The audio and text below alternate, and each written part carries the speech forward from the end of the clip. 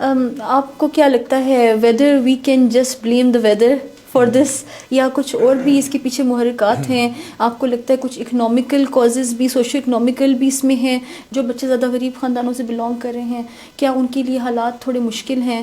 کیا وہاں پہ گیس کا نہ ہونا، بجلی کے الیکٹرک ہیٹرز کا نہ ہونا، یا کپڑوں کا کم مہیا ہونا، یا گرمی اس طرح سے نہیں ہوتی، یا والدین کے خیال رکھنے میں کسی سوشو اکنامیکلی اچھے بیک گراؤنڈ کے بھی اگر پیشنٹس ہوں، تو کیا آپ نے زیادہ پیشنٹس کی ہسٹری میں اور اس میں دیکھا ہے؟ بالکل آپ بجا فرما رہی ہے. صرف یہ وجہ نہیں ہے کہ ویدر مسئلہ ہے. ویدر اس کو ایگزربیٹ، ہم اس کے کہتے ہیں ویدر اس معاملات کو پیچیدہ بنا دیتا ہے، لیکن اس میں بہت بڑے محرکات ہیں. ایون بعض اوقات آپ ہیلتھ کو پیسوں سے بھی نہیں خرید سکتے، چاہے آپ بہت افورڈنگ ہو، چاہے آپ کا بہت امیر ہو، لیکن ہیلتھ اس کو بھی نہیں دیکھتی. سب سے بڑا وجہ اسٹارٹ فرام برتھ، ہمارے ملک میں WHO کے مطابق، یونیسیف جو دنیا کا ایک اسٹینڈرڈ ادارہ ہے، صرف 30 to 40% مدرز اپنے بچوں کو اپنا فیڈ دیتی ہے.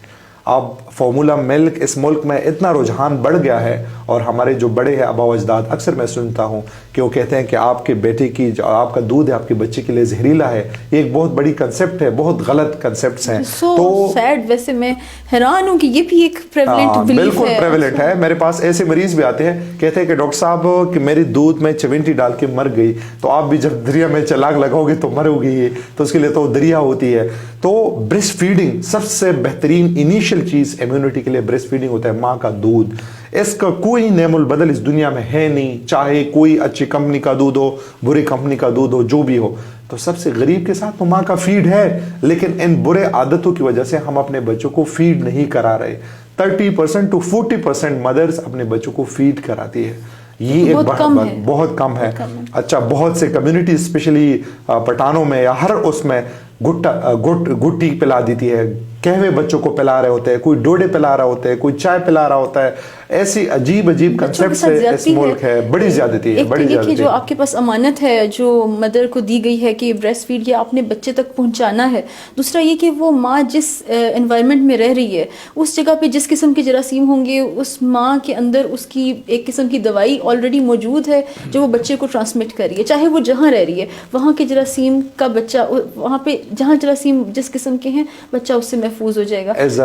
بالکل ایسا ہی ہے. ایز اے ڈاکٹر ہم دیکھتے ہیں سب سے جو ہائیجین والا چیز ہے اپنے ماں کے بریسٹ سے فیڈ، چھاتی سے فیڈ لینا ہے. ہم دیکھتے ہیں بوٹل سخت سرکولا ہوا، ادھر ادھر نیچے گر گیا، دوبارہ لایا. اس ملک میں غریب ہیں ہم، نہ گیس ہے، نہ بجلی ہے، نہ بار بار گرم کر سکتے ہیں، نہ ہائیجین کیئر کر سکتے ہیں. تو سب سے پہلے تو بریسٹ فیڈنگ آتی ہے کہ اس ملک میں نہیں ہے. ایز اے ڈاکٹر تو میں سب ماؤں کو ریکویسٹ کروں گا جو میتھس ہے، کائنڈلی جو لوگوں کے خیالات ہے اس کو تبدیل کرے، بچوں کو اپنا فیڈ پلائے.